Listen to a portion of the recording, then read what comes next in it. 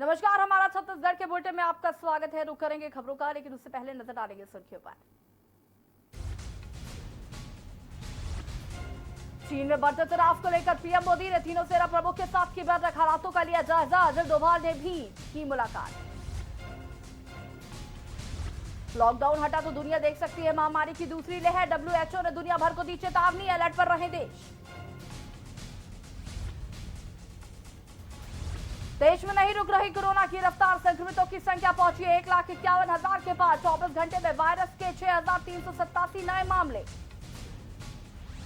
Shivraj cabinet को लेकर अटकलें तेज, शिवराज सरकार के मंत्रियों के नाम फाइनल। मंगलवार को बंद कमरे में शिवराज ने की चर्चा। रोजगार सेतु योजना के संबंध में सीएम शिवराज ने की बैठक में शिवराज ने कई विषयों पर की चर्चा। छिंदवाड़ा में दिल्ली से शादी में पहुंचे जीजा कोरोना पॉजिटिव, दुल्हा दुल्हन समेत 95 लोग क्वारंटीन। आप देख रहे हैं के न्यूज, खबरों का सारथी। और अब बढ़ेंगे खबरों में। मध्य प्रदेश से आपको बड़ी खबर बता दें।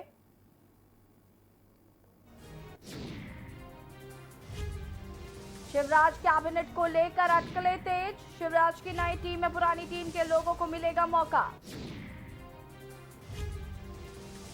आलाकमान से चर्चा के लिए शिवराज जा सकते हैं दिल्ली, मंत्रियों के नाम हुए फाइनल, दिल्ली से मंजूरी बाकी।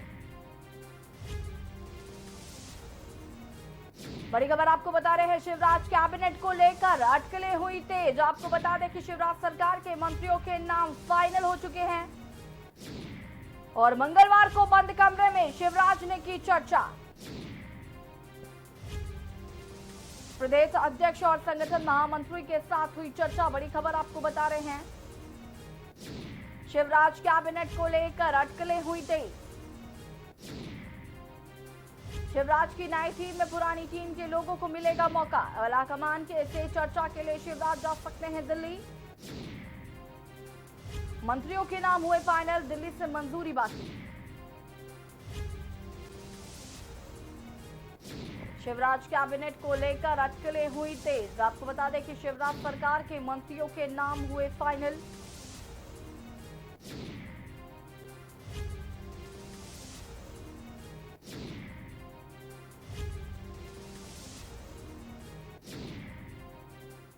भोपाल से शिवराज सिंह चौहान क्या कुछ कह रहे हैं, एक बार आपको सुना देते हैं। बहुत बड़ी संख्या में अलग अलग प्रदेशों में काम करने वाले हमारे प्रवासी मजदूर भाई और बहन वापस लौटे हैं। मध्य प्रदेश देश का दिल है और सबको दिल से प्यार करता है, इसलिए मध्य प्रदेश की धरती पर जो मजदूर दूसरे प्रांतों में जाने के लिए भी आए निकले यहाँ से, उनके लिए आज भी हमारी बसों की व्यवस्था है। कोई मध्य प्रदेश में पैदल ना चले, बॉर्डर से लेके दूसरी बॉर्डर तक हम छोड़ते हैं। उनके चाय भोजन नाश्ता सबका इंतजाम करते हैं ताकि किसी को इस संकट के समय दिक्कत ना हो। मध्य प्रदेश के जो प्रवासी मजदूर भाई और बहन लौटे हैं, उनको रोजगार जरूरी है और इसलिए हमने श्रम सिद्धि नाम की योजना बनाई है, जिसके अंतर्गत जो अकुशल मजदूर हैं उनके जॉब कार्ड बना रहे हैं और उनको काम देने का प्रयास कर रहे हैं। कल की तारीख तक 23,50,000 से ज़्यादा मजदूर अलग अलग ग्राम पंचायतों में काम कर रहे थे। उनको निःशुल्क राशन भी प्रदान किया जा रहा है और संबल योजना में भी उन सबको जोड़ा जा रहा है ताकि एक सुरक्षा कवच उनको मिल सके। जिंदगी की जो न्यूनतम आवश्यकता है वो पूरी हो सके, लेकिन उसके साथ साथ हमने रोजगार सेतु नाम की एक योजना बनाई है, जिसके अंतर्गत जो कुशल मजदूर हैं, स्किल्ड लेबर हैं, उनकी सूची हम बना रहे हैं हर पंचायत में। आज से काम प्रारंभ हो रहा है और वो सूची बनने के पश्चात फिर हम एक प्लेटफॉर्म बनाएंगे रोजगार सेतु को, जिसमें जिस तरह का काम वो मजदूर भाई बहन जानते हैं, उस काम की जिस फैक्ट्री में ज़रूरत है या कहीं इंफ्रास्ट्रक्चर के काम हो रहे हैं पुल पुलिया सड़क बांध के उसमें उनकी ज़रूरत है तो उनको उसमें लगाने का, काम दिलाने का प्रयास किया जाएगा। एक प्लेटफॉर्म होगा जो एक तरफ इंडस्ट्री के काम की ज़रूरतें पूरा करेगा और दूसरी तरफ ज़रूरतमंद कुशल मजदूर भाई बहनों को रोज़गार दिलाएगा, ताकि संकट के समय हम उनको रोज़गार दे सकें। हमने ये फैसला भी किया है कि अब कोई मजदूर अगर बाहर के प्रदेशों में काम करने जाएगा तो हम कलेक्टर्स को निर्देश दे रहे हैं, उनकी पूरी सूची हमारे पास रहेगी, कौन किस प्रांत में कहाँ कहाँ। आज तो कोई सवाल ही नहीं है, मैं भविष्य की बात कर रहा हूँ, ताकि हम वहाँ भी उनकी देखभाल ठीक ढंग से कर पाएँ।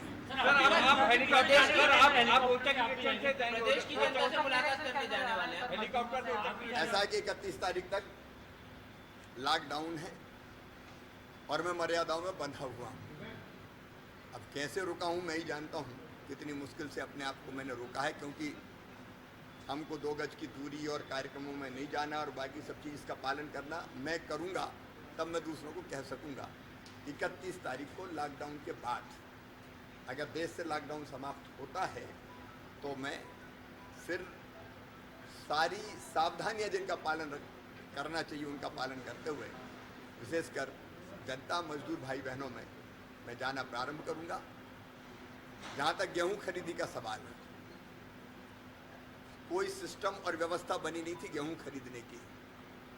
मैं तो 23 मार्च की रात को मुख्यमंत्री बना, हमने आनन फानन में व्यवस्थाएं की गेहूं के खरीद की और हमारा अंदाज था कि 60-65 लाख मीट्रिक टन गेहूं लगभग हर साल उपार्जन करना पड़ता है। हमने 100 लाख मीट्रिक टन गेहूं को खरीदने की व्यवस्थाएं की थी, बारदाने और बाकी सब इंतजाम किया था, खरीदी केंद्र बढ़ाए थे, लेकिन कल की तारीख तक 118 लाख मीट्रिक टन एक रिकॉर्ड है मध्य प्रदेश के इतिहास में। और अब हम हरियाणा को बहुत पीछे छोड़ के पंजाब के पास पहुंच गए। 118 लाख मीट्रिक टन गेहूं हम उपार्जित कर चुके हैं।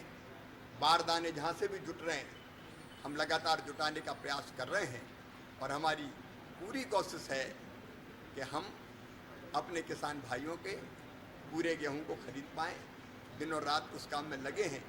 किसान भाई धैर्य रखें, एसएमएस करने पर जाएं, थोड़ी देर लग सकती है, लेकिन जिनका जो पात्रता है, जिनका गेहूं है वो पूरा खरीदा जाए।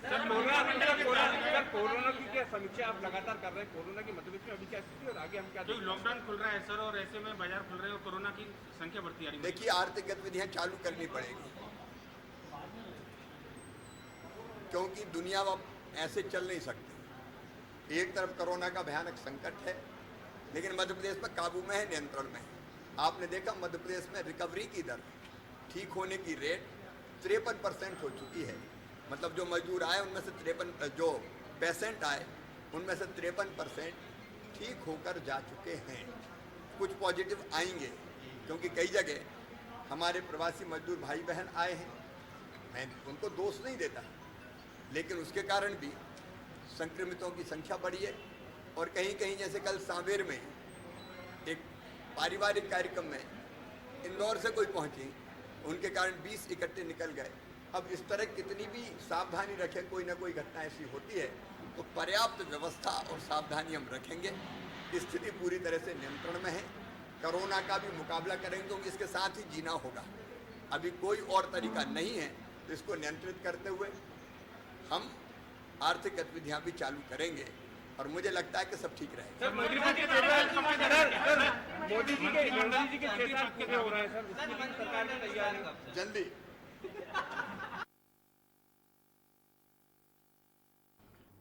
रोजगार सेतु नाम की योजना बनी है। सीएम शिवराज सिंह चौहान को सुन रहे थे आप। उन्होंने बताया कि मध्य प्रदेश में कोरोना संकट जो है वो नियंत्रण में है और मजदूरों के लिए योजना बनाई गई है, रोजगार सेतु योजना बनाई गई है और मजदूरों की समस्याओं पर ध्यान दिया जा रहा है, किसानों की समस्याओं पर ध्यान दिया जा रहा है, रोजगार देने का पूरा प्रयास किया जा रहा है।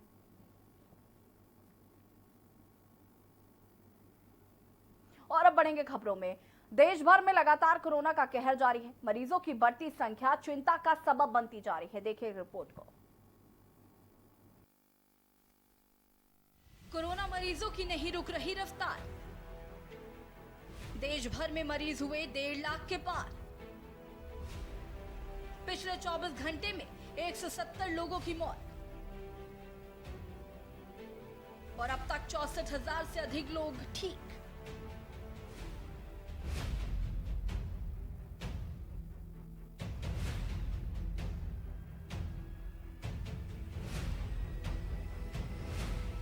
जहां एक और कोरोना को लेकर लॉकडाउन 4.0 जारी है। कोरोना से बचने के लिए लोगों को लगातार गाइडलाइन जारी की जा रही है और लोग घरों में दुबकने को अभी भी मजबूर हैं। वहीं देश में कोरोना मरीजों का आंकड़ा 1,51,000 को पार कर चुका है। स्वास्थ्य मंत्रालय की ओर से अब देश में कुल मरीजों की संख्या 1,51,767 है, जिसमें से 4,337 लोगों की मौत हो चुकी है। वहीं 64,000 से अधिक लोग ठीक हो चुके हैं। देश में कोरोना की रफ्तार बढ़ती जा रही है। पिछले 24 घंटे में कोरोना के 6,387 नए मामले सामने आए हैं और 170 लोगों की मौत हो चुकी है। अभी देश में 83,000 से अधिक एक्टिव केस हैं। महाराष्ट्र में कुल संक्रमितों का आंकड़ा 54,758 हो गया है, जिसमें 1,792 लोगों की मौत हो चुकी है। वहीं तमिलनाडु में कोरोना के कुल कंफर्म केसों की संख्या 17,000 को पार कर गई है और यहां अब तक 127 लोग जान गंवा चुके हैं। महाराष्ट्र और तमिलनाडु के बाद गुजरात में संक्रमण तेजी से फैल रहा है और अब यहां कुल मरीजों की संख्या 14,821 हो गई है, जिसमें 915 लोगों की मौत हो चुकी है। दिल्ली में भी कुल कोरोना मरीजों का आंकड़ा 14,465 है और यहां अब तक 288 लोगों की मौत हो चुकी है। इसके अलावा राजस्थान, मध्य प्रदेश और उत्तर प्रदेश में संक्रमण तेजी से बढ़ रहा है। राजस्थान में कुल कोरोना मरीजों का आंकड़ा 7,536 है, जिसमें 170 लोगों की मौत हो चुकी है। देश दुनिया के किस हिस्से में कितना है कोरोना कहर? वहीं मध्य प्रदेश में कुल मरीजों का आंकड़ा 7,024 है, जिसमें 305 लोगों की मौत हो चुकी है। उत्तर प्रदेश में भी कुल कंफर्म केस की संख्या 6,548 हो गई है, जिसमें 170 लोगों की मौत हो चुकी है। बिहार में मरीजों का आंकड़ा 2,983 है, जिसमें 13 लोगों की मौत हो चुकी है। बहरहाल कोरोना का कहर पूरे देश भर में जारी है और सबसे बड़ा सवाल यही उठता है कि आखिर इस कोरोना से कब मुक्ति मिलेगी। डेस्क रिपोर्ट, के न्यूज इंडिया। प्रवासियों को लेकर कैबिनेट मंत्री नरोत्तम मिश्रा का बड़ा बयान सामने आया है। उन्होंने कहा कि 20 लाख करोड़ में से मध्य प्रदेश को बड़ा हिस्सा मिलने जा रहा है और जल्द मनरेगा का काम भी शुरू होगा। इसको बड़ा हिस्सा मिलने जा रहा है। आज मनरेगा के तहत भी हम मध्य प्रदेश के अंदर बड़े काम हमने प्रारंभ किए हैं और आज मजदूर सबसे बड़ी संख्या में अगर कहीं काम कर रहे हैं तो मध्य प्रदेश में कर रहे हैं। श्रम सिद्धि योजना में मध्य प्रदेश में 23,64,964 मजदूर वर्तमान में काम कर रहे हैं, जो अपने आप में एक रिकॉर्ड है। हमारे बाहर से आए मजदूर तक के हमने जॉब कार्ड बना दिए। 1.5 लाख तो पिछले एक हफ्ते के अंदर जॉब कार्ड जो माननीय मुख्यमंत्री जी ने श्रम सिद्धि योजना प्रारंभ की थी, वो श्रम सिद्धि योजना के जॉब कार्ड बन गए। अभी तक हमारे मध्य प्रदेश में 1,95,989 काम रनिंग में है, चालू कर दिए गए, जिसमें ये मजदूर काम कर रहे हैं 23 लाख से अधिक और 1,235 करोड़ रुपए का इनको भुगतान भी हो चुका है। अशोकनगर के सुखपुर हॉस्पिटल में मजदूरों के आनंदपुर ट्रस्ट ने 39 मजदूरों को लॉकडाउन का हवाला देकर बाहर निकाल दिया और उन्हें पिछले 2 महीने से कोई भी वेतन नहीं दिया गया है, जिसके बाद 40 मजदूरों ने सोशल डिस्टेंसिंग का पालन करते हुए ईसागढ़ नगर में एसडीएम के नाम ज्ञापन देकर अपनी समस्या रखी और कहा कि आप हमें वापस अपनी नौकरी पर भिजवा दो और इस तरह बिल्कुल ही बेरोजगार हो गए हैं, हमारे घर का खर्च भी नहीं चल पा रहा है। हालांकि आनंदपुर ट्रस्ट सुखपुर हॉस्पिटल के इंचार्ज ने लॉकडाउन के बाद सभी मजदूरों को वापस रखने की बात कही है।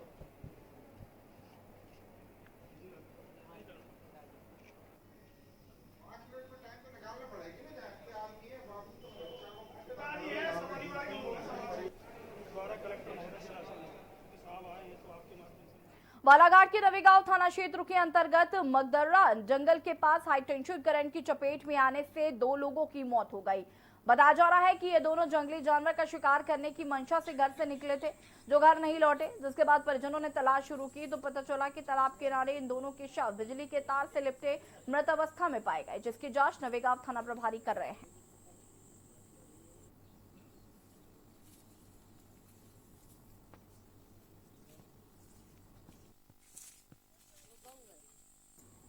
देपालपुर क्षेत्र में सामुदायिक स्वास्थ्य केंद्र एकमात्र सरकारी अस्पताल है जहां पर गौतमपुरा, बेचमा, देपालपुर सहित हातोद तहसील के करीब 10 से ज्यादा गांव की महिलाओं की सोनोग्राफी होती थी, लेकिन पिछले 6 माह से अधिक होने को आए हैं। यह सरकारी अस्पताल में सोनोग्राफी मशीन बंद थी, जिसके कारण क्षेत्र के हजारों गर्भवती महिलाओं को परेशानियों का सामना करना पड़ रहा है। सोनोग्राफी मशीन को लेकर कई बार क्षेत्रीय लोगों ने जनप्रतिनिधियों और अधिकारियों को शिकायत भी की, लेकिन अब तक कोई हल नहीं निकल पाया, जिसके बाद प्रशासन से मात्र 8 दिनों में सोनोग्राफी मशीन पहुंचा दी गई और अब सरकारी अस्पताल में सोनोग्राफी की सुविधा शुरू हो गई है।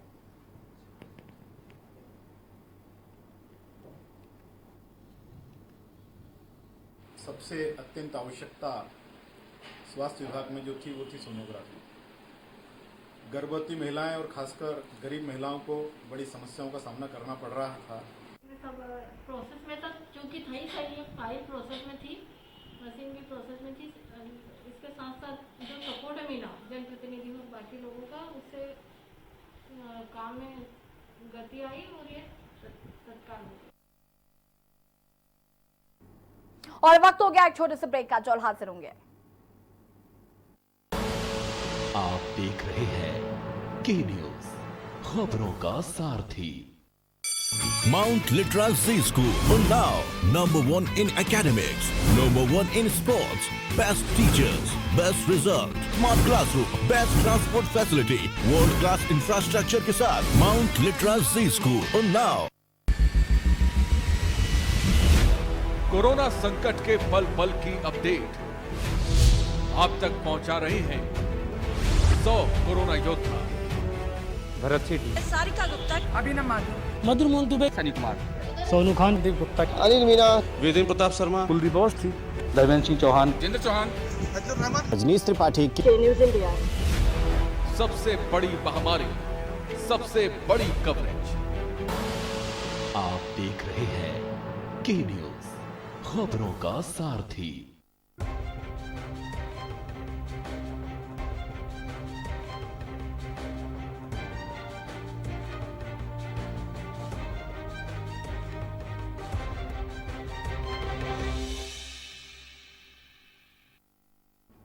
ब्रेक के बाद एक बार फिर से आपका स्वागत है। अब आपको बताते हैं, ये कहानी है प्यास की और ये कहानी है अकाल से जूझते बुंदेलखंड की। ये बुंदेलखंड की कहानी है जो एक दशक में मौसम की बेरुखी झेल रहा है। यहाँ के हालात इतने भयावह हैं कि एक तरफ भूख प्यास से लड़ाई है तो दूसरी तरफ किसानों पर कर्ज की मार है। देखिए पूरी रिपोर्ट को। कोरोना के बीच पानी के जद्दोजहद की कहानी।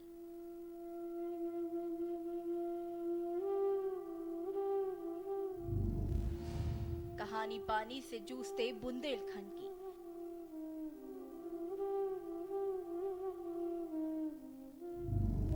ग्रामीणों की भूख प्यास से लड़ाई जारी। 2 किलोमीटर पैदल जाकर पानी लाने को मजबूर ग्रामीण। गांव का रास्ता भी किसी खतरे से कम नहीं।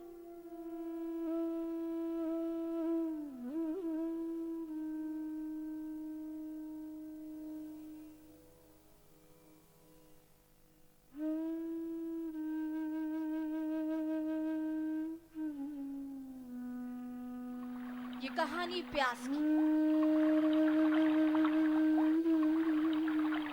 ये कहानी है अकाल से जूझते बुंदेलखंड की। ये बुंदेलखंड की कहानी है जो एक दशक में मौसम की बेरुखी झेल रहा है। यहाँ के हालात इतने भयावह हैं कि एक तरफ भूख प्यास से लड़ाई है तो दूसरी तरफ किसानों पर कर्ज की मार है। आपने यहाँ हालात के सामने किसानों को खुदकुशी की अनगिनत खबरें देखी और सुनी होंगी। खंडहर होते मकानों के पीछे पलायन की कितनी ही कहानियां यहाँ हर गली नुक्कड़ में दफन है। मगर इस कोरोना जैसी महामारी के बीच बुंदेलखंड से पानी के जद्दोजहद की ये कहानी है, जिसे देखकर हर किसी व्यक्ति के रोंगटे खड़े कर देने वाली ये खबर है। जी हाँ, ये तस्वीरें हैं बुंदेलखंड के छतरपुर जिले की।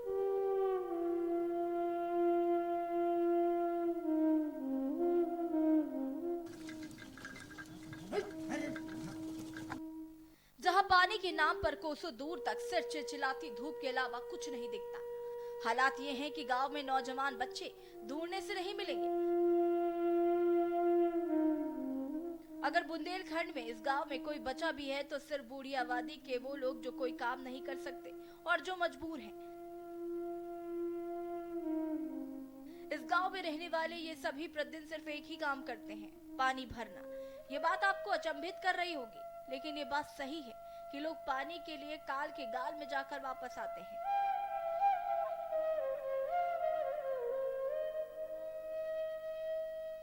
हम अपने विशेष रिपोर्ट में बुंदेलखंड के एक छोटे से गांव की वो तस्वीर दिखाएंगे जिसे देखकर आप हैरान होकर अपनी उंगली दांतों तले दबाने को मजबूर हो जाएंगे कि ये बेचारे गांव वाले 300 मीटर खाई व 2 किलोमीटर पैदल जाकर पानी लाते हैं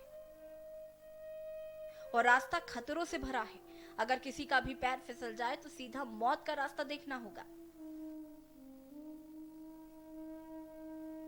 पहाड़ों के बीच बानी दुर्गम घाटियों से रास्ते से गुजरकर हम पहुंचे छतरपुर जिला मुख्यालय से लगभग 100 किलोमीटर की दूर स्थित ग्राम पाठापुर। ये गांव आदिवासी बाहुल्य गांव है और इस गांव का रास्ता भी किसी खतरे से कम नहीं। वहीं ग्रामीण अपनी जान हथेली में लेकर इस जोखिम भरी सैकड़ों फीट गहरी खाई में जाकर पहाड़ में बने झरने से बूंद बूंद पानी इकट्ठा कर लाते हैं।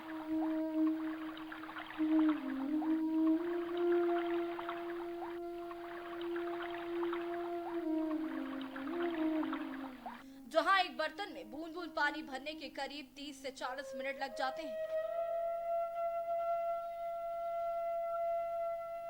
और ग्रामीणों को पहाड़ी के पगडंडी के दुर्गम रास्ते से चलकर पानी लाने को मजबूर है।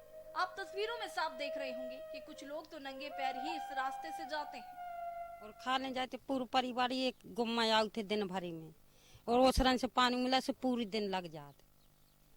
उस रन से जैसे अब को आगे गाँव को 5 गाँव से दिन लग जा पूरा। अच्छा, पूरे दिन में कितना पानी भर पाओगे? सब परिवार गाँव से एक घड़ा ले आए पूरा परिवार गाँव जैसे हल्की बड़ी इतनी लो ले आओ अपनी पीवी भरी के ले आओ। अच्छा, आप और उनका डर नहीं रहता कि आप उनके परिवार के आप लेके जानी पूरा परिवार खाई में? अब क्या करे, तब पानी पीने तो भी तो जाने ही हैं। पानी की परेशानी है, एक गुम्मा ले आना सो दिन भरे भी आने। अच्छा, कहाँ जाती पानी लेने? पनवा खा ले को। अच्छा, कैसे जाने पड़त का रास्ता है, कैसी कठिनाई को सामना करता है? अब जी खाई है नीचे सब ये वैसे खाई से नीचे ऊपर चढ़े नीचे गिर जाएंगे तो फिर का है। पानी भरने के बाद ये ग्रामीण 300 मीटर गहरी खाई और 2 किलोमीटर पैदल चलते हैं। शायद आप तस्वीरों में देख ही रहे होंगे ये पानी इनके जीवन में कितना अनमोल है। में पानी की समस्या है। क्या समस्या है? पानी यहाँ पहाड़ से झरना चलता है, उससे भरने के लिए घाटी नीचे आती है। घाटी बहुत लंबी है, 400-500 फुट की गहराई पे आने पड़ता है। पानी पंगल तो सुई करने भरने करने आओ, नीचे पानी है सो पानी है कड़ कछु कछु थोड़ी बहुत है, गांव में भी है, ऐसी बात नहीं है, लेकिन पानी है कछु। वहीं जब इस मामले में संबंधित अधिकारी से बात की गई तो उन्होंने बताया कि मेरे अभी संज्ञान में आए हैं।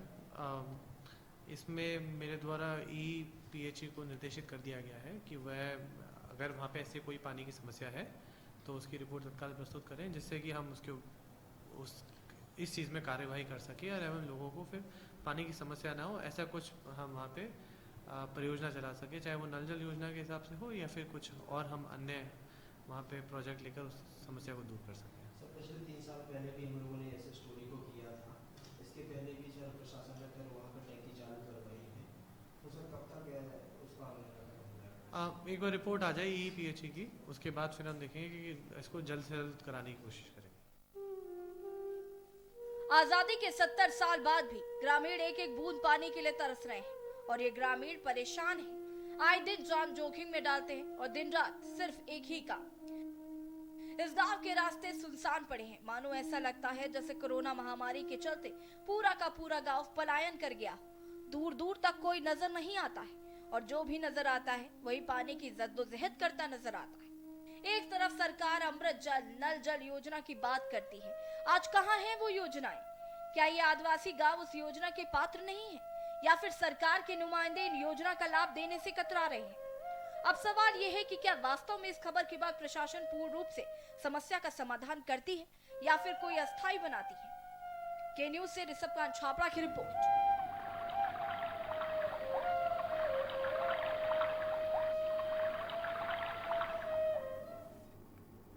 मध्य प्रदेश के बुलेटिन में फिलहाल इतना ही। देखते रहिए के न्यूज़ इंडिया। नमस्कार।